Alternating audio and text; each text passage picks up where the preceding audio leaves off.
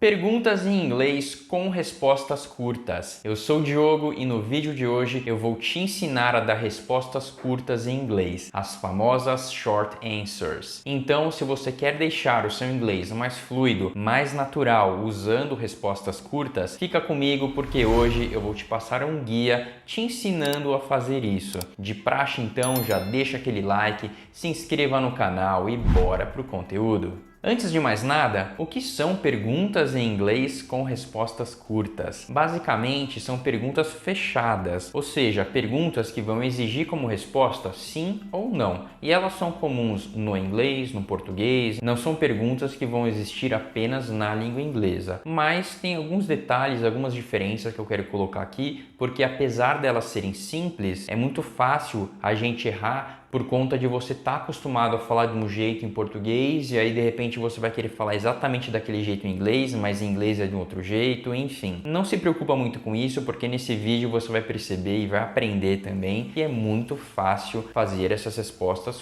curtas. Mas o que são essas respostas curtas? Vamos supor que eu chego para você e falo assim: você gosta desse livro? E você chega para mim e fala: sim, eu gosto. Não, eu não gosto. Perceba que aqui você está dando uma resposta curta. Sim, eu gosto. Não, eu não gosto. Você também poderia falar sim ou não e terminar por aí. Mas em inglês, bem fácil isso. Yes, no e tá tudo certo. Mas como que você fala sim, eu gosto, não, eu não gosto? É justamente isso que eu vou mostrar para você nesse vídeo. E eu vou colocar uma série de exemplos aqui nesse vídeo e eu quero que você preste bastante atenção em um detalhe. Na língua portuguesa, quando a gente fala sim, eu gosto, não, eu não gosto, e com qualquer outro verbo, a gente responde com o verbo. No inglês, a gente vai usar os auxiliares ou os modais. Nossa, mas o que são auxiliares? O que são modais? Fica tranquilo porque eu vou mostrar nos exemplos e você vai perceber isso de uma maneira muito natural, sem necessariamente precisar decorar nomes, auxiliar, modal, enfim. É bem tranquilo.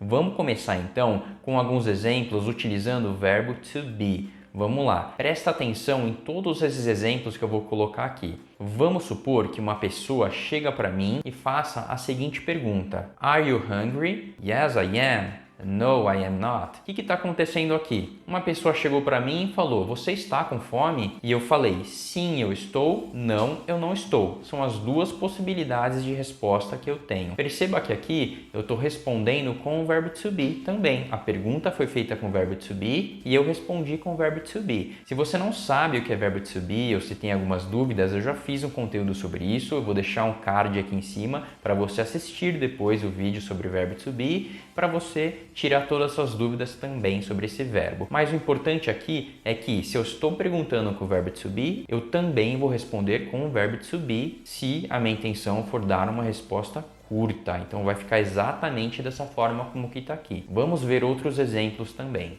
Am I pale? Yes, you are. No, you aren't. Eu estou pálido? Sim, você está. Não, você não está. Is he tired? Yes, he is. No, he isn't. Ele está cansado?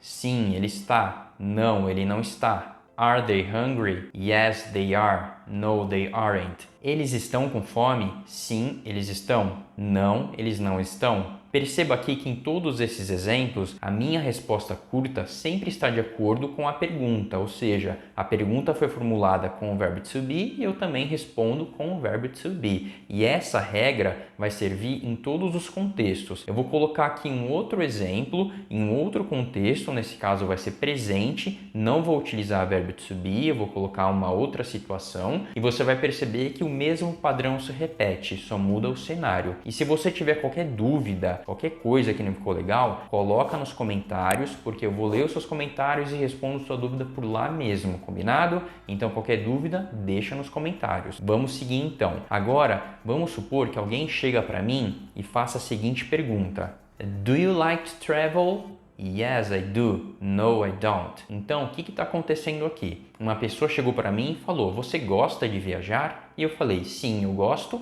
ou não, eu não gosto. Perceba que aqui nesse caso eu estou respondendo com do e com don't, no caso de afirmação e no caso de negação. Por que eu estou falando isso? Porque no português, quando alguém pergunta algo equivalente para a gente, como que a gente vai responder? Sim, eu gosto. Não, eu não gosto. A gente usa o verbo. Aqui no inglês, a gente não vai falar yes, I like. Não, a gente não precisa colocar o verbo aqui. Você vai colocar só o verbo auxiliar, que no caso aqui é o do. Então, yes, I do. No, I don't. Não precisa colocar mais nada depois se a sua intenção for dar uma resposta curta. Does he like to travel? Yes, he does. No, he doesn't. Ele gosta de viajar? Sim, ele gosta. Não, ele não gosta. Does she like to travel? Yes, she does. No, she doesn't. Ela gosta de viajar? Sim, ela gosta. Não, ela não gosta. Do we need to finish this? Então, nós precisamos terminar isso? Sim, nós precisamos. Não, nós não precisamos. Do they work there? Yes, they do. No, they don't. Eles trabalham lá? Sim, eles trabalham. Não, eles não trabalham. Perceba que em todos esses exemplos, a pergunta foi feita com do e a resposta foi feita com do, com don't, does ou doesn't. Aí vai depender de quem que a gente está falando. No caso de he, she, it, terceira pessoa do singular, a gente vai usar does ou doesn't. E para todas as outras pessoas, a gente vai utilizar do ou don't. Mas eu quero que você perceba que existe aqui uma equivalência. Se eu pergunto com do, a minha resposta também vai ter que ser com alguma variação do do. A gente não vai utilizar uma estrutura diferente na nossa resposta curta. E como eu falei para você, essa base que a gente viu no verbo to be e agora no presente, a gente vai utilizar em todos os outros contextos também. Eu vou colocar aqui mais alguns exemplos em outros contextos para você perceber que a regra não muda. Então, vamos supor que alguém chega para mim e faça a seguinte pergunta: Did you like the movie? Yes, I did. No, I didn't. Então, você gostou do filme? Sim, eu gostei. Não, eu não gostei. Aqui a gente tem uma pergunta no passado. Então, a minha resposta, ela também vai ser no passado. Aqui, no caso, já não é mais do, é did.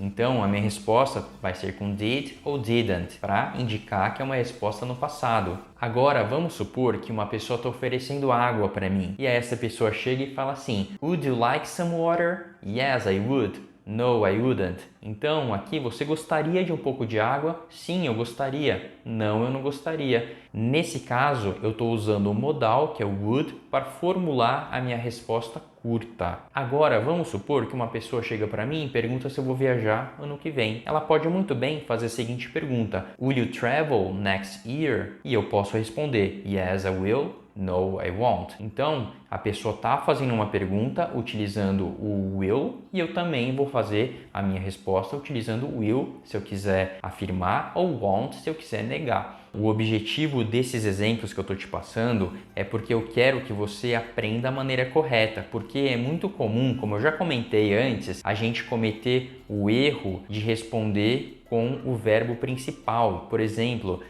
do you like the movie? Você gosta do filme? E você fala yes, I like, quando você deveria falar yes, I do. Por quê? Porque no português a gente fala isso. E aí é normal que quando você for falar inglês, você queira falar inglês utilizando a mesma estrutura que você já está acostumado a usar no português. E aí eu quero te lembrar do seguinte ponto: cada idioma tem a sua estrutura. Não é porque na língua portuguesa você fala de uma certa forma que em qualquer idioma do mundo também vai ser assim. E para você saber quais são esses detalhes de cada idioma, é o que eu sempre falo: você tem que ter contato com o idioma, tem que ouvir bastante, tem que ler bastante, porque aí você entra em contato com o idioma e você aos poucos, de maneira muito natural, vai absorvendo essas estruturas. E se você quiser aprender a estudar inglês consumindo conteúdo, eu tenho um material que é 100% gratuito, está no primeiro link da descrição e é um e-book onde eu te ensino a estudar inglês por conta e utilizando materiais e recursos que você já possui. Então clica lá porque ficou bem bacana o material. E se esse vídeo te ajudou de alguma maneira, fez sentido para os seus estudos, não deixa de dar aquele like, se inscrever no canal, porque me ajuda muito a continuar produzindo esse tipo de conteúdo e te ajudar cada vez mais nos seus estudos de inglês. Eu sou o Diogo e eu te vejo no próximo vídeo.